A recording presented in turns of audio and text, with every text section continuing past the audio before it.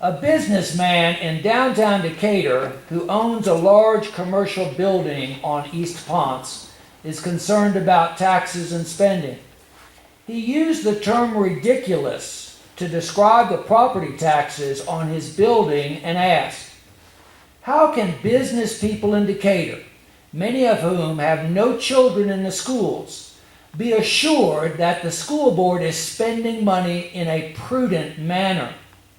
And how will you approach the question of raising revenue and or cutting expenditures to balance the budget?"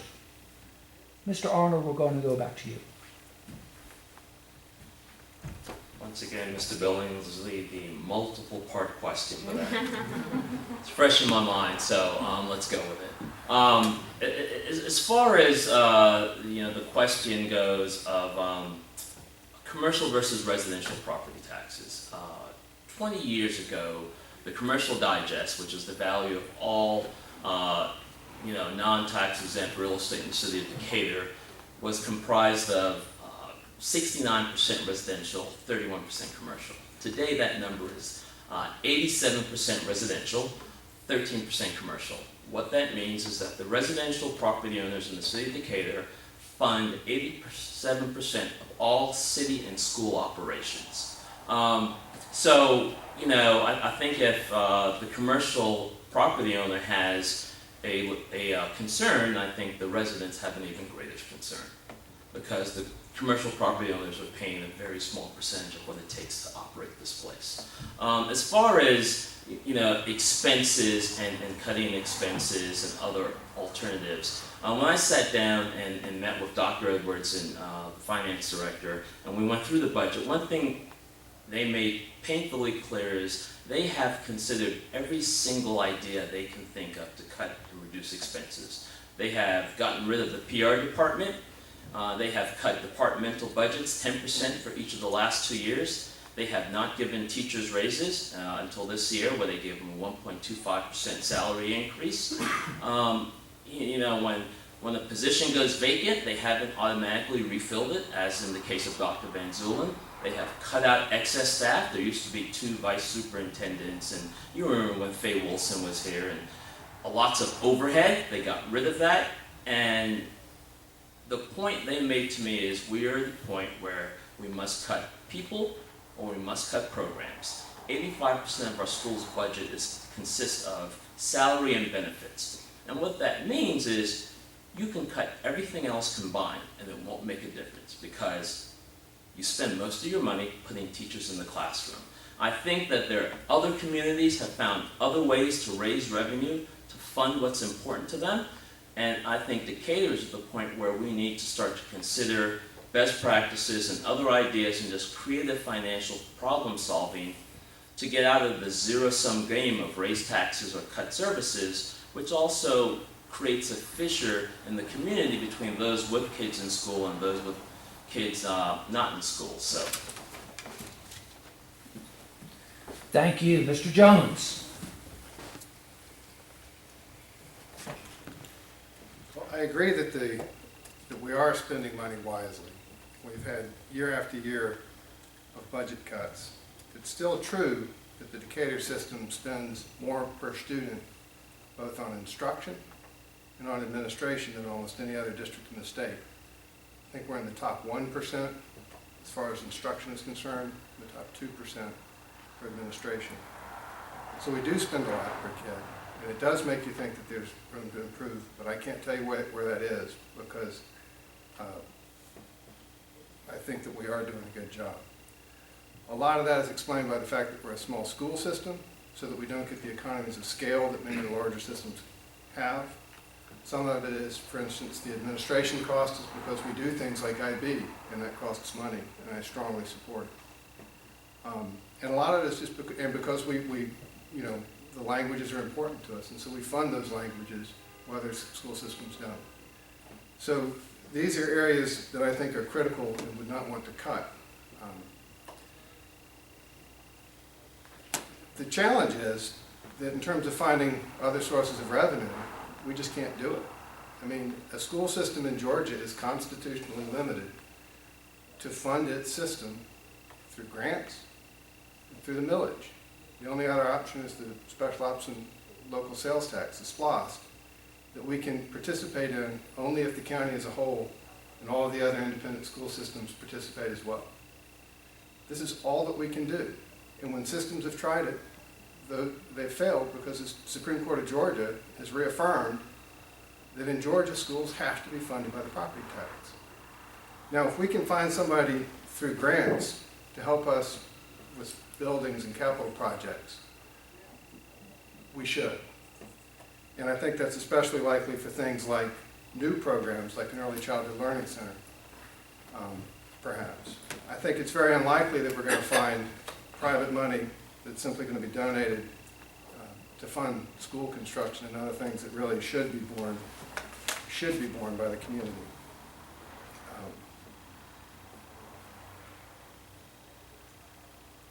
I can't remember if I answered, if there's a, okay. Ms. Kayola. You know, I certainly understand and can empathize with concerns of small business owners who are paying high taxes. You know, having a small law firm in Decatur, many of my clients are small business owners, and so I understand the concerns that they face. I'm a small business owner in Decatur, so I understand that as well.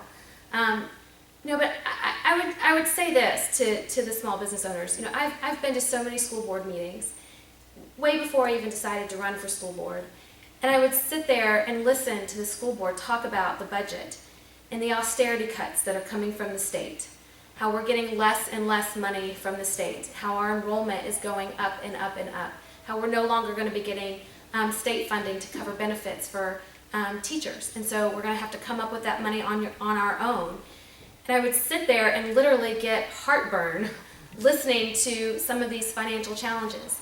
And the only thing that would make me feel better is really feeling some confidence and faith in the people who are at the helm of our ship, who are making good, responsible financial decisions. We are one of we are operating in the black where many of the districts around us are operating in the red.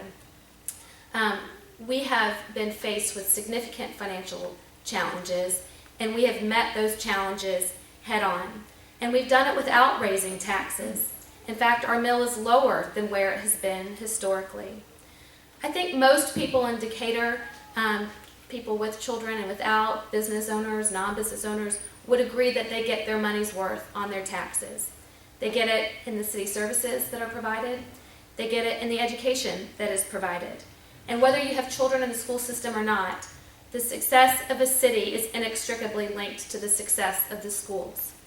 I think that businesses have thrived because they are in a thriving city that offers thriving schools. And so while they may not see the immediate return, or it may be somewhat attenuated, I do think that they benefit from the taxes that they pay by way of the services that they are provided and the education that is provided to our youngest constituents. Thank you. A former Decatur High School senior class president asked, as a recent graduate and student of many AP classes throughout my time in high school, I often noticed that my AP classes were the ones with the least racial diversity. I have since heard that there is alarmingly low racial diversity in Decatur High's new IB diploma program. How would you propose to eliminate this gap and ensure that Decatur students receive a well-rounded education, one that includes exposure to people of all different backgrounds, as well as avoiding reverse discrimination, where a less qualified student is favored over another simply because of race or gender? Ms. Kayola, we're going to start with you.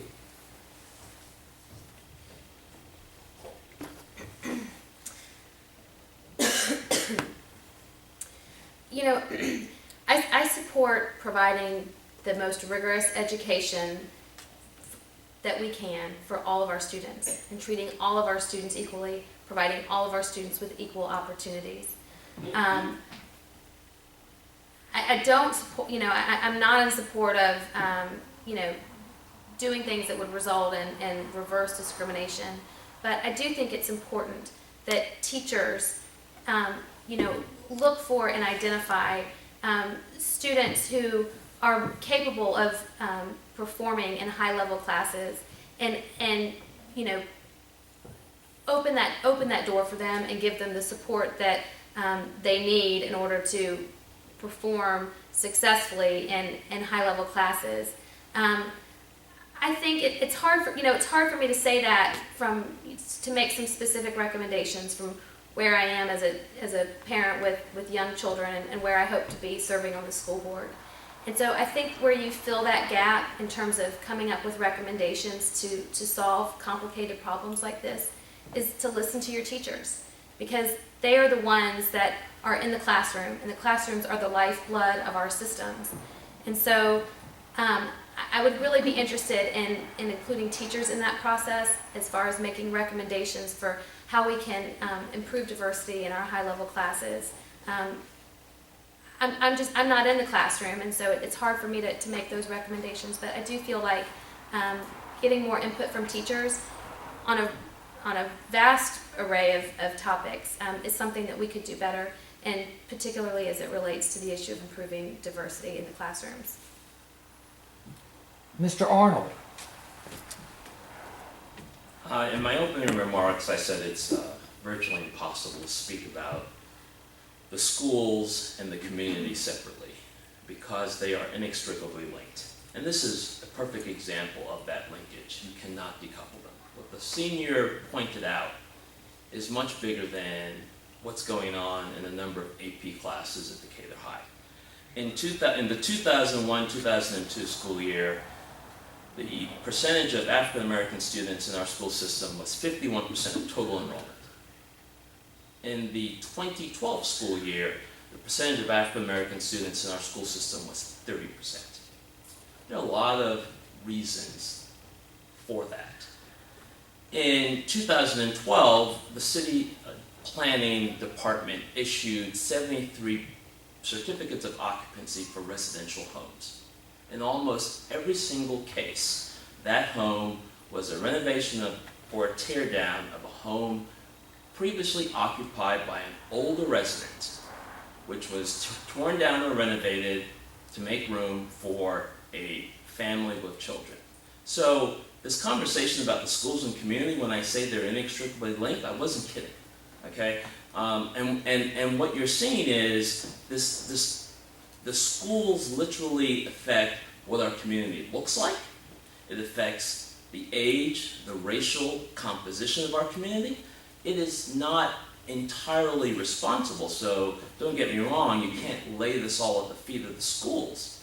However, many of us moved here because we didn't really want to live in Buckhead.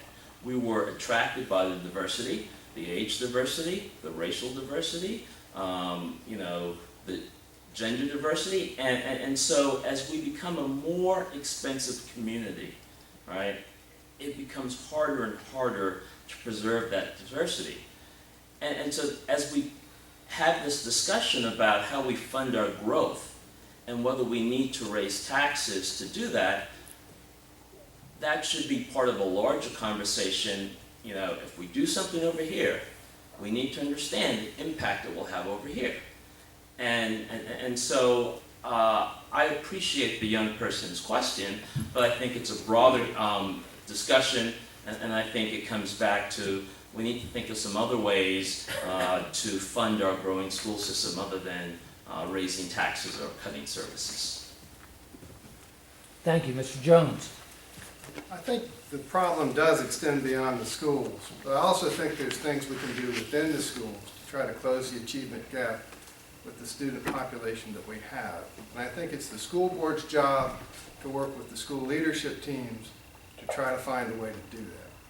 We can't affect the kids who come to our schools. We have to educate everybody. But we can establish programs to make sure that the less advantaged kids get an extra leg up. And, we do measure the achievement gap, and it is closing. But when you ask why is it closing because more of our African American students are coming from more educated parents? Or is it becoming because the programs that we've instituted in our schools are working? In other words, is it our schools that take credit for closing the achievement gap? Or is it just the fact that we have changing demographics? We're not asking that question right now. We could be, but we're not. I think we need to be, so that we can dig down and see, are our programs working? I think there are things that can be done. I think the most important thing when you talk about the achievement gap is early childhood learning. I think all the studies support this. Get in early and establish the nurturing environment, give these kids the confidence and the human life skills necessary to succeed in school, and that's how you're going to make a difference going forward. We offer early childhood learning, but it's very much oversubscribed. When I asked the director of the Housing Authority if they even track how many of their residents are taking advantage of that offering, the answer is that they don't track it, and he's not really sure. Well, we need to know, and we need to make sure that these folks understand that this is available to them and that they avail themselves of it. Another program that I think is very interesting would be to have, because a lot of it is a social issue, to have a buddy program or a mentoring program, so that as these kids enter the high school, just like they do in the band, where my kids are, they've got a buddy. They've got someone who's an upperclassman who reaches down and says, you know, here's how you get along at the school. If you do that, you might be able to lift people's expectations of what they're going to accomplish in high school. And it might no longer be that the IB program is only for that set of kids, but maybe it's for me too. So I think that there's things we can do on both ends. Thank you. A parent has concerns about the reopening of Westchester and redistricting.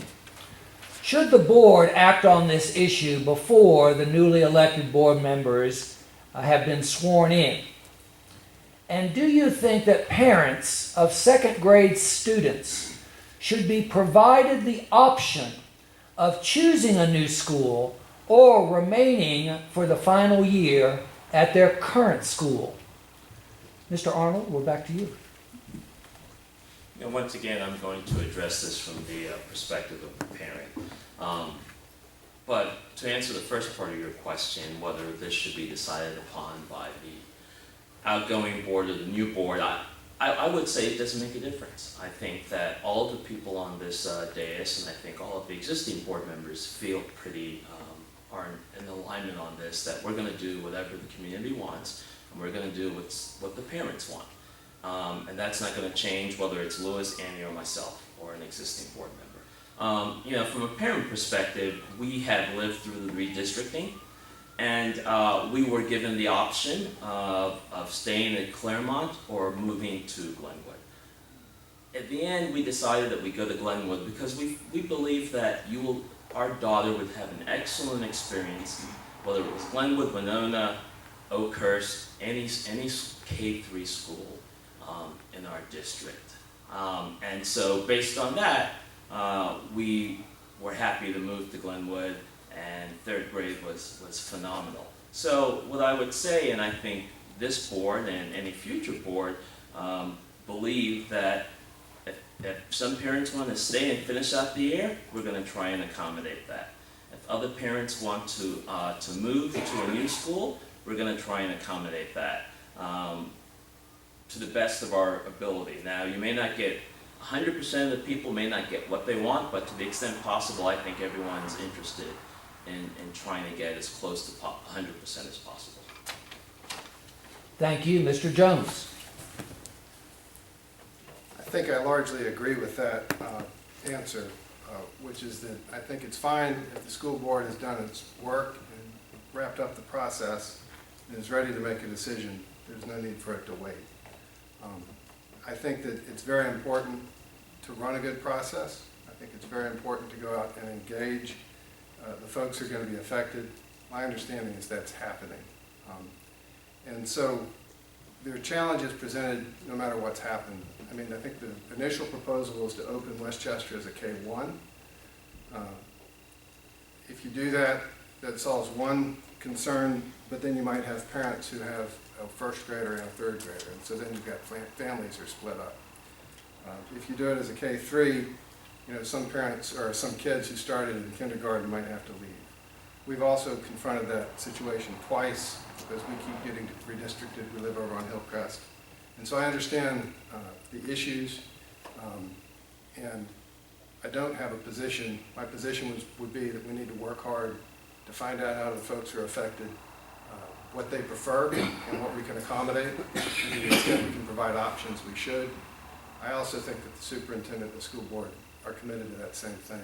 So I think we're just going to have to wait and see how that works out. Thank you. Ms. Kaola.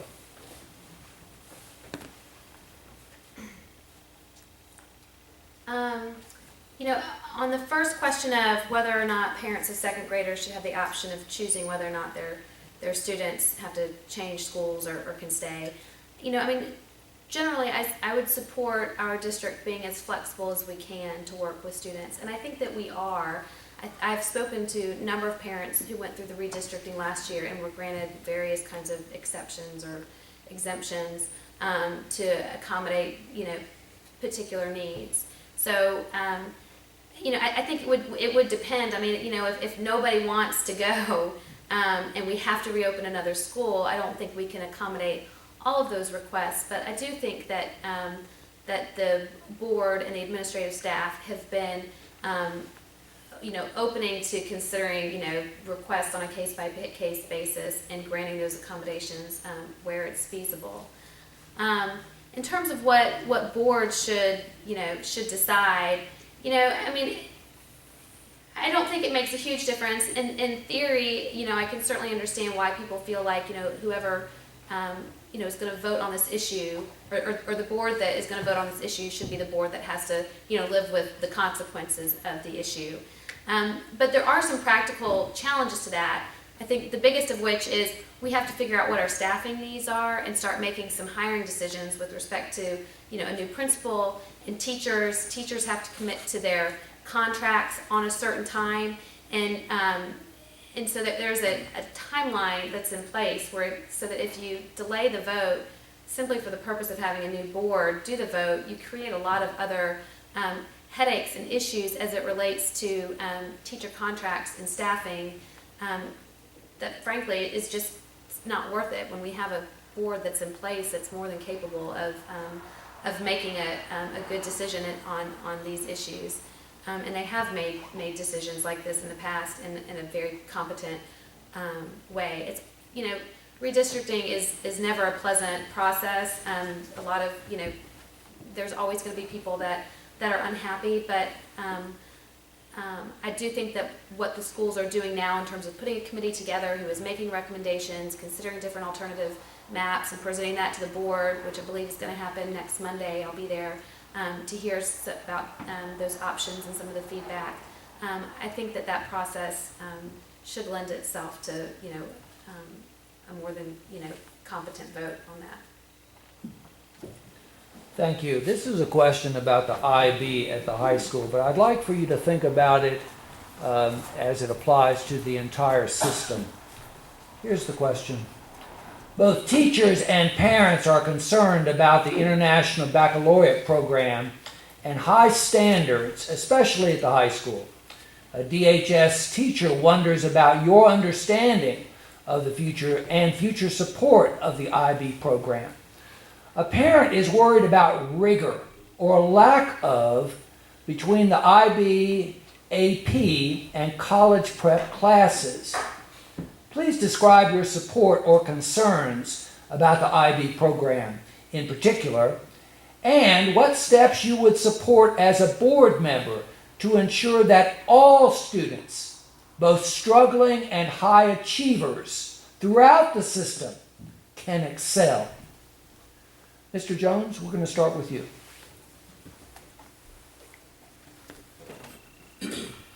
This is an area where my views have begun to change as a result of running for this position. I come at this with 2 kids in the IB diploma program, and I'm thrilled with it. They're working very hard. I think it's a great program, and my kids are getting a very fine education. They're also working very hard. One of the reasons that my views have changed is not because I'm in the race, but because They've now been in the program now for a couple of months. And they're staying up late, and I've had a number of conversations with my kids who are, in fact, very high achievers, but are also overwhelmed. Now, they're managing it, and I want to give them the opportunity to manage that, and that's what I want for my kids. But that's not what everybody wants for their kids. And I've heard a lot of concerns since I've been talking to people. The IB program might be too much. And if you're not in the IB program, the biggest concern that I've had is that if you're not in the IB program, people feel that the alternative is not rigorous enough. And so it's kind of a full-on or nothing at all.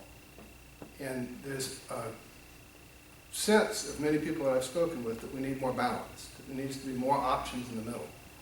For the kid who is capable and competent, high achieving, he just doesn't want to devote his life to the IB diploma.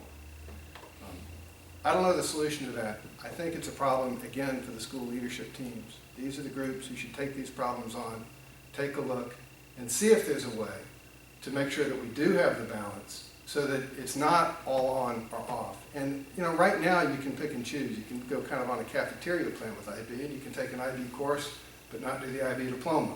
You can do AP courses instead of IB. I don't know why those options aren't working for people. I do get the sense from talking to people that they're not. And so right now all I can say is that I appreciate the problem. I'm surprised by it, but I appreciate it, and I understand that it's a real problem.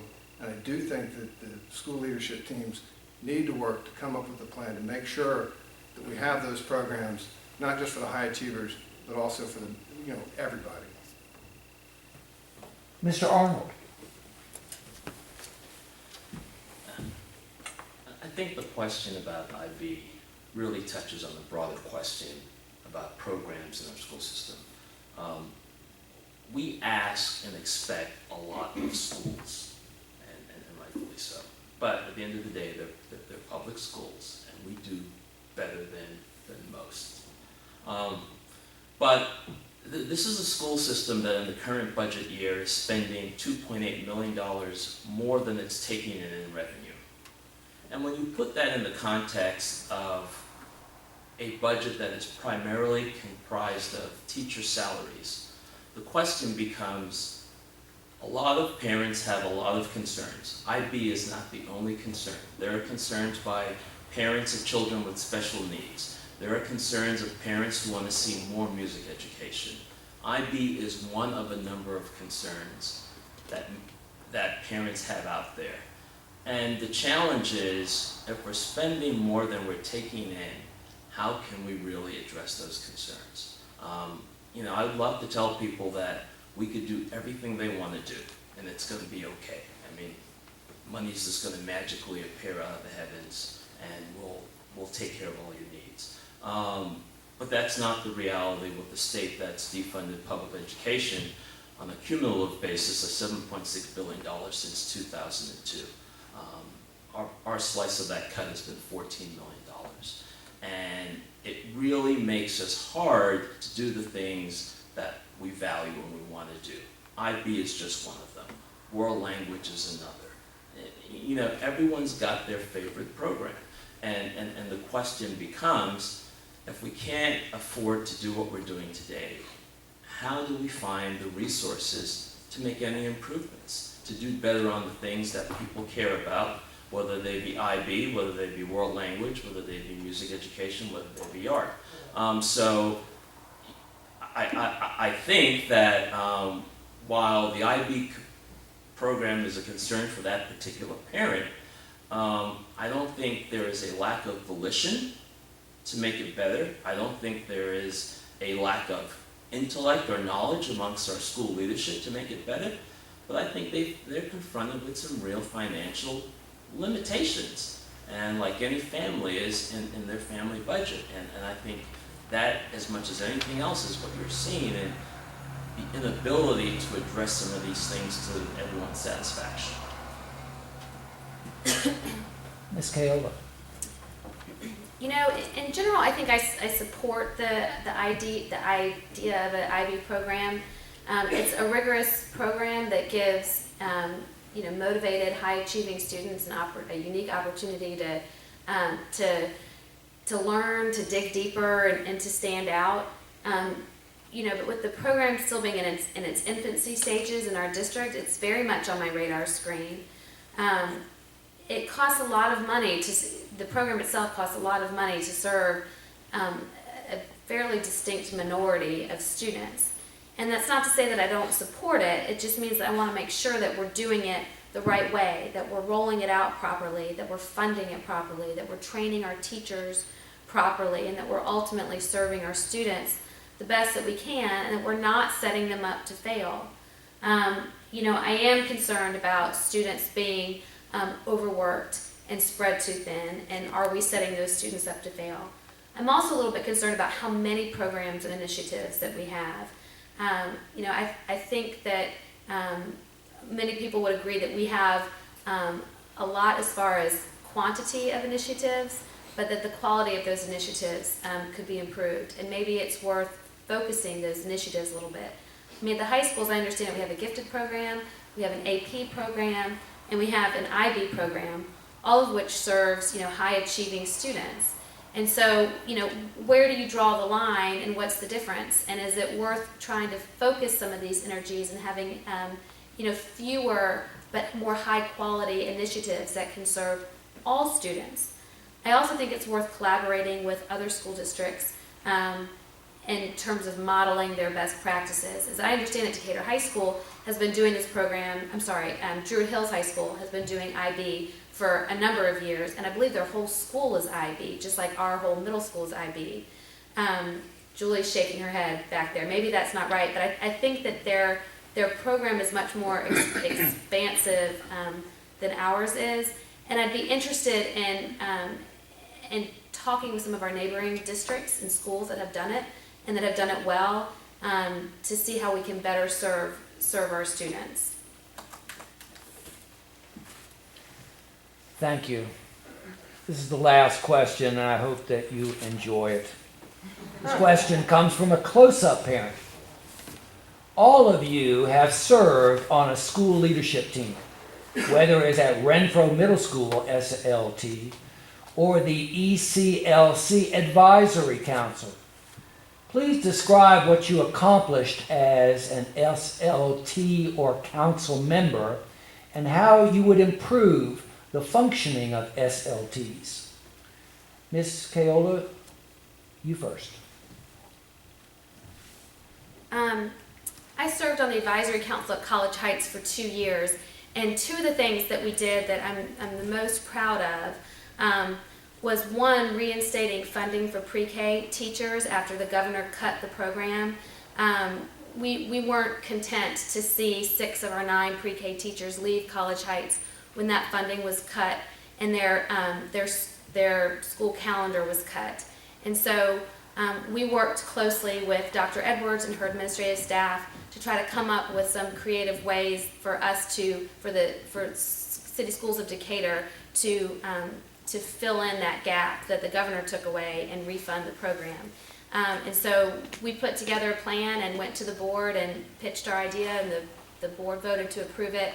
And I was very happy to see that College Heights only went 1 year on a shortened pre-K calendar, and that a year later our city schools were able to replace that funding. So that's one positive thing that we did that I was very proud of. Another positive thing that we did was I was on the advisory council when City Schools of Decatur terminated its relationship with the YMCA. As you may recall, the YMCA used to run the 0 to 3 program at College Heights, and City Schools of Decatur only ran the pre-K program. And so when we terminated that relationship, I was on the committee of folks that interviewed potential candidates to partner with in order to run the 0 to 3 program, and we ultimately decided that it made the most sense for CSD to take over that entire program.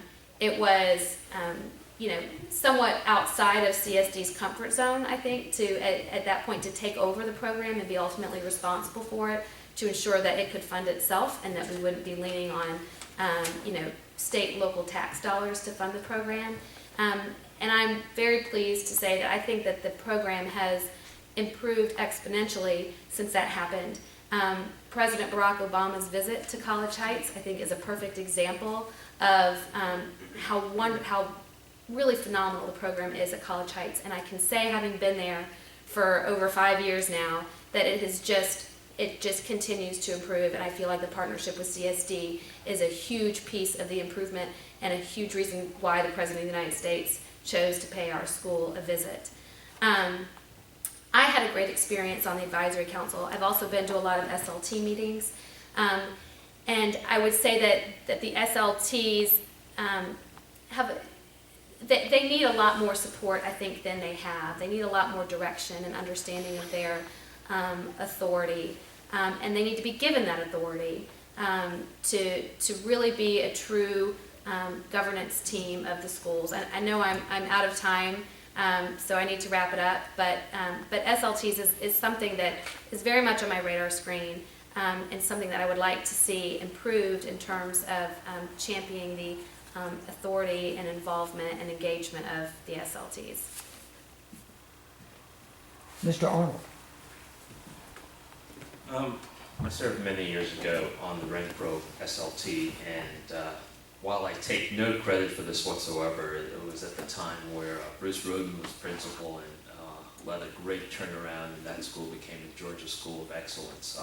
Unfortunately, at the time that I was serving as the community member on the SLT, I was also in the process of building or starting a bank in Raleigh, North Carolina, and the demands of that endeavor led me to ultimately withdraw from the SLT because I couldn't do it justice. But I think the SLT, and as a vehicle for community and parental involvement in shaping the school environment, is a positive and appropriate thing. The school's charter identifies a number of tasks for the SLTs, recommending personnel to be hired, input on the use of non-capital, non-salary and benefit funds. And it seems to me the most meaty and significant role is developing and approving and monitoring the school's continuous improvement plan. And I think that's an appropriate role. I think that's an important role. And to the extent that we can find ways to help to have the SLT really support those school improvement plans and move them towards realization, I'm very much in support of that. The other duties seem to be fairly well spelled out in the school system's charter petition, and I think those duties of recommending needs to the school board during the budgeting process, all of those roles of recommending, advising, assisting are appropriate roles for parents and community members to have in the schools. So I would be interested in seeing us sort of work to see that we can get the SLTs working very closely with the principals to make sure we make as much progress as we can on the school improvement plans. Thank you, Mr. Jones. So I've been the chair of the Renfro School Leadership Team for the past year, and I've served on it for 2. I agree that they're very important. It's the key to our charter system. I don't think that they're working as they should. I think that they need help from the board. I think they need some attention and some structural changes so that we can get the most out of them. When I was on the SLT at Renfro, I think the first accomplishment is that we took a look, and what the SLTs do, one thing is we dig into the academic standards that we set for ourselves. When I got onto the SLT, the academic standards, the target that we were trying to meet is that a certain fraction of kids was going to make the minimum competency. We're going to pass the minimum requirements of the state CRCT. It's an incredibly low standard. And what we work to do is to change that so that instead of looking at minimum competence, we would have growth targets for every kid that would be individualized to the kid. And we'd say, and this is all based on the MAP standardized tests that we're using here. And we'd say this kid should be achieving X. Let's make sure that he achieves X plus a little bit. And that way you're not just setting targets to make just the barest minimum, but it's all the way across the spectrum. The kid who's the highest achieving kid in the class, he's got a growth target that comes out of the MAP test, and we can make sure that he's achieving that, and we can make sure that the kid that's smack in the middle is achieving as well. I thought that that was a good accomplishment. I thought that more work could be done to make sure that we're setting those targets appropriately, but at least the structure is right. The other accomplishment that I'm proudest of is that in the last year as chair, I was able to get a little bit more control of the process. And I think the SLTs are key to the continuing improvement of our schools. And the key to that is bringing the parents and the teachers into the process so that we can ask and identify what should the priorities be for improvement. That wasn't happening. Instead, we were presented with a school improvement plan that had been prepared by the principal and his staff, who work very hard, are doing a good job, have all the right intentions, but they're not parents. And I think that the parents need to be brought into it, and we need to go out and say, how are we doing, and what do we need to do better, and where should we focus? That's not happening. I think it needs to. In terms of fixing the SLTs, I think one thing is that we desperately need clarity as to their role. I've read the charter too, but having served on an SLT, I can tell you that the schools in practice don't do 5% of what that charter suggests they should. In part, that's because the charter is vague. In part, that's because the charter assigns to the SLTs probably more roles and more responsibilities than they should have. I think it needs to be thought through, and that's a process that the board needs to be directly involved in. There's a system charter leadership team that has not functioned for the past 2 years. It met once in the entire time, well, all of last year. And the system charter leadership team should be providing direction to the school leadership teams. I think what needs to happen is that we have a functioning system charter leadership team that comes up with some minimum standards, some best practices for parent involvement, and that develops some of these programs that are in fact approved by the board. Finally, I think that we need to assign a staff member at the district level to help with some of the administrative tasks, such as scheduling, providing notice to parents of these meetings, making the SLTs aware of upcoming events, all manner of things that are necessary if the SLTs are going to function. I think that it would be a fairly easy task to assign a person to take care of those roles so that the parents can actually focus and the teachers can actually focus on the business of improving the schools. Thank you. Now I'm going to ask for you to wrap it up. Ms. Kayola. Thank you, Mr. Billingsley, and thank you to everyone who came out tonight. I see a lot of familiar faces, particularly many who have helped me in my campaign over the past several months, and I just appreciate y'all taking the time to learn about the issues and learn about the candidates. I think engagement in our community is something that that can always be improved. I served on the engagement committee for City Schools of Decatur I guess about a year or two ago, and we spent a lot of time talking about, what can we do to make our community feel more engaged, to feel heard in a meaningful way, even if the school board doesn't ultimately vote in a way that they are advocating for. And I've had a lot of conversations with people about how we can improve just that and make it so that, maybe in 2 years, all of these pews are filled completely up so that people are interested in wanting to learn and engaging in the process. Since January, I've been sitting down and talking with people one-on-one. I'd say I've averaged about 2 people per week, and I've heard so much from so many in the community. Everybody has their thing, that they want to tell you about, that motivates them or that makes them passionate. And we talked about a lot of those issues tonight. But community engagement and participation is also something that came up a lot. And so I want to thank you guys for coming. I'm a firm believer that it takes a village to raise a child. And so I want to hear from the small business owners, the people with children, the teachers, the people without children, because it's our community that ultimately makes our schools a success. So I invite you to continue this dialogue with me. My website is, I'm sure you have it, is Annie for School Board, www.annieforschoolboard.com. Email me. I will sit down and talk with any of you, and over coffee or lunch, hear what you have to say, and that process will continue throughout my term on the school board if elected. I think that continuing this dialogue and hearing from our community members is one of the most important ingredients to a successful school system. I appreciate y'all's support, and I ask for your vote on November 5th. Thank you. Thank you. Mr. Jones. Thank you all for coming tonight. It's great to see such a good turnout. We do have a lot of challenges in front of us. We've got to find a way to manage growth without, busting the budget while preserving diversity and the other things that make Decatur special. That's going to take strong financial leadership. I can provide that. It's exactly what I do with my clients. When we plan these public projects and we decide what to spend and where to cut. But I want to emphasize that the primary tool available to the school board in terms of the budget is to be smart about what we spend. Being smart about what we spend is a question of priorities. And so we need a school board who's not only smart about money, but who also has a vision and who also has priorities that are aligned with the priorities of the community.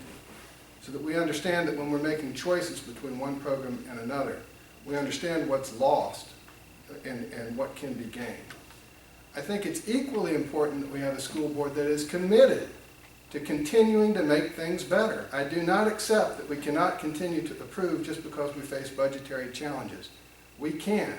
So much of what we do has nothing at all to do with the budget if we'll only dig in and take a look at what works and what doesn't and make sure that we are as efficient as we can be in producing the best educational outcomes with the money that we've got. The primary function of the school board is to set policies focused on student achievement. That's the primary function. That's what I've been doing with the Renfro school leadership team for the past year, and it's that work that I want to continue on the board. And so I'm going to ask for your vote on November 5. Thank you.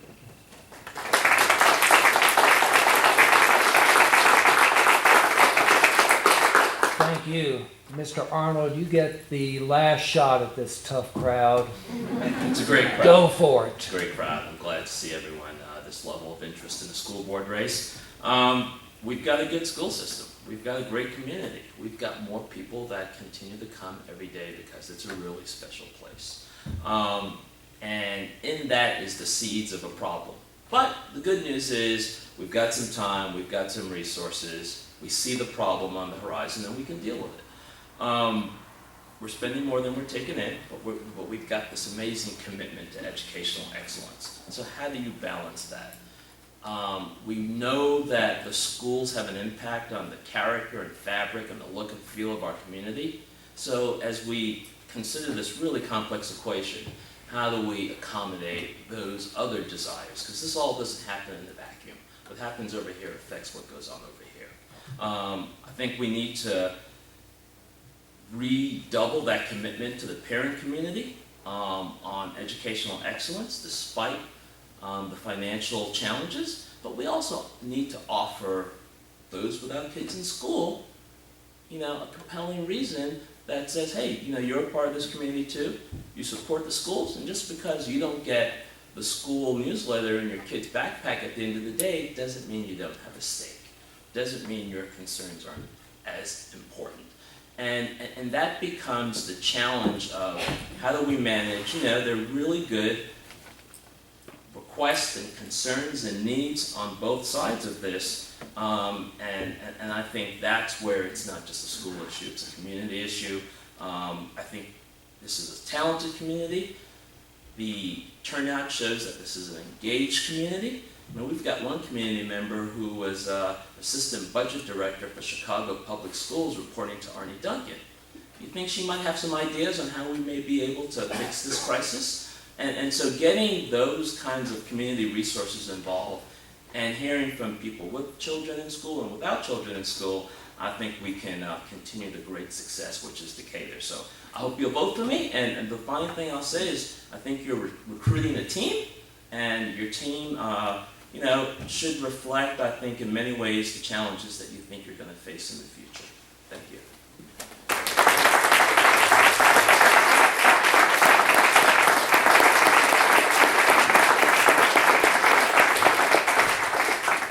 Thank you for coming. I would like to invite all of you to